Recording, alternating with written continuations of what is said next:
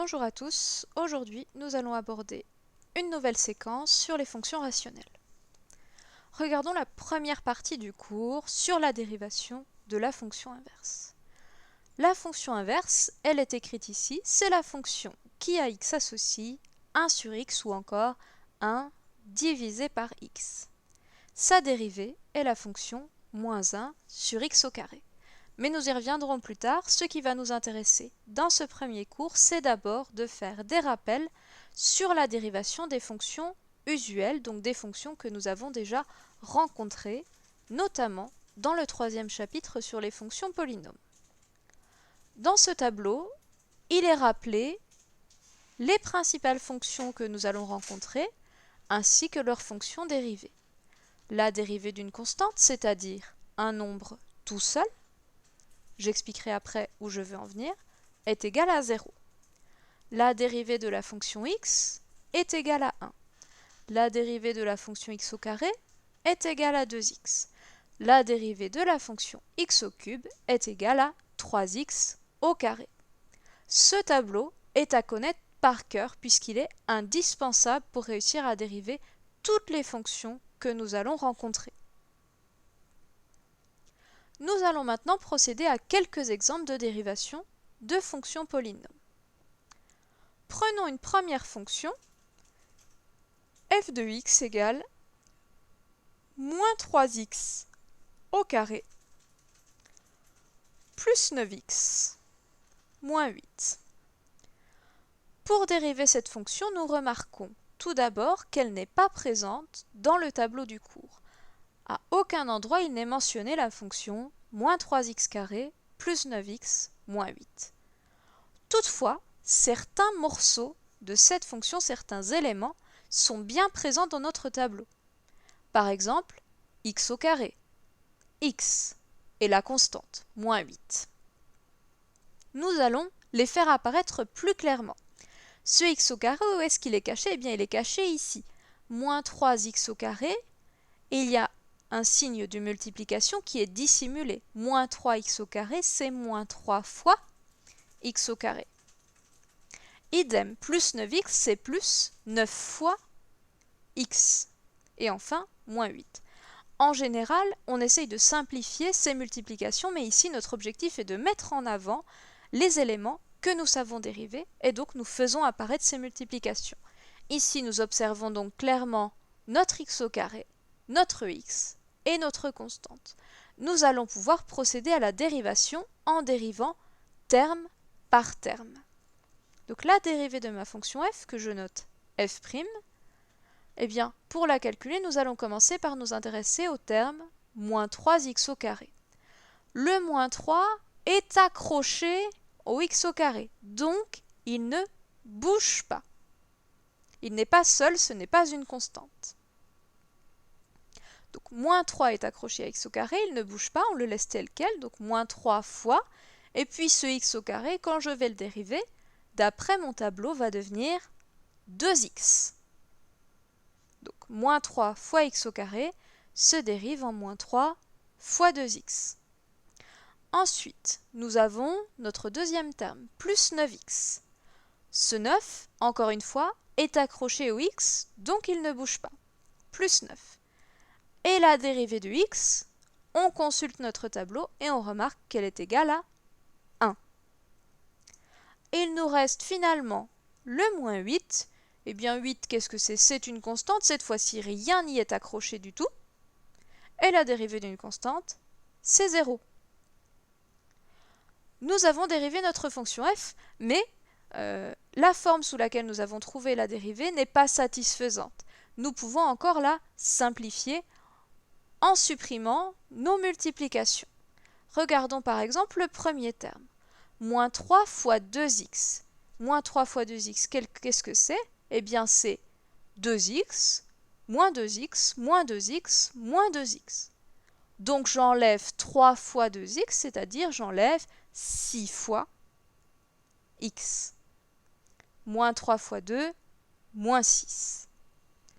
Ensuite, 9 fois 1 va donner 9, et puis moins 0, eh bien, ajouter ou enlever 0, cela revient à ne rien faire, donc nous ne recompions pas le 0. Ma fonction de départ f, moins 3x carré plus 9x moins 8, a donc pour dérivée moins 6x plus 9. Regardons un second exemple. g de x égale 12x au cube moins 10x au carré plus 6x plus 13 par exemple.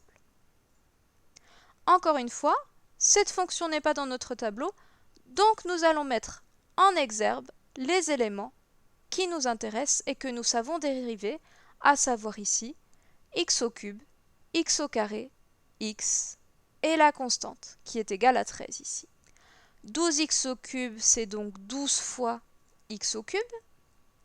Moins 10x au carré, c'est moins 10 fois x au carré. Plus 6x, c'est plus 6 fois x. Et puis enfin, plus 13, ne bouge pas. Nous avons donc maintenant mis en avant les termes que nous savons dériver. Nous allons procéder à la dérivation. G' de x. Le premier terme, 12x au cube. Mon 12 est accroché au x au cube, donc il ne bouge pas. Et la dérivée de x au cube, on consulte notre tableau et on voit qu'elle est égale à 3x au carré. Pour le second terme, moins 10 fois x au carré. Le moins 10 est accroché au x au carré, il ne bouge pas. Et la dérivée de x au carré, nous l'avons vu plus haut, c'est 2x. Ensuite, plus 6 fois x, plus 6 est accroché au x, il ne bouge pas, et la dérivée de x vaut 1. Finalement, il nous reste 13, mais 13 est un nombre seul, c'est une constante à laquelle rien n'est accroché. Sa dérivée vaudra 0. Encore une fois, cette dérivée n'est pas présentée sous une forme qui est claire et agréable à lire, donc nous allons la simplifier en effectuant les multiplications. 12 fois 3 est égal à 36, donc on a 36x au carré. 10 fois 2 est égal à 20, donc moins 20x. 6 fois 1, c'est égal à 6, et puis le 0 ne nous intéresse pas. Finalement, je vous donne une dernière fonction dont je ne détaillerai pas le calcul de dérivée, ce sera à vous de le faire seul. Alors cette fonction est la suivante, 5x au cube moins 10x plus 8. Sa dérivée va être égale à 15x au carré moins 10. À vous de faire le détail des calculs. Alors, j'attire votre attention sur quelque chose en particulier. La fonction f, donc moins 3x carré plus 9x moins 8, admet pour dérivée moins 6x plus 9. Regardons le terme de plus haut degré, le terme dominant. Pour f de x, il s'agit de moins 3x au carré, c'est donc un terme de degré 2. La puissance du x est égale à 2. Cependant, lorsqu'on regarde sa dérivée, son terme de plus haut degré, c'est moins 6x, et son degré est égal à 1. De la même manière, si l'on s'intéresse à g de x, son terme dominant de plus haut degré est 12x au cube qui est de degré 3, puisque la puissance est 3. Cependant, sa dérivée a pour terme de plus haut degré 36x au carré qui est de degré 2. Donc pour f, en procédant à la dérivation, nous passons d'un degré 2 à un degré 1, et pour g, d'un degré 3 à un degré 2. C'est-à-dire que lorsqu'on dérive, le degré de la fonction est abaissé de 1. Donc n'hésitez pas à vérifier que c'est bien le cas lorsque vous dérivez une fonction polynomiale pour vous assurer de ne pas avoir fait d'erreur. Alors on peut se demander, toutefois, en quoi est-il intéressant de dériver une fonction? Si vous vous rappelez bien, nous avions étudié la dérivation de fonction et cela nous servait pour déterminer les variations de la fonction. Puisqu'une propriété nous disait, si la dérivée est positive, alors la fonction est croissante. Et si la dérivée est négative, alors la fonction est décroissante.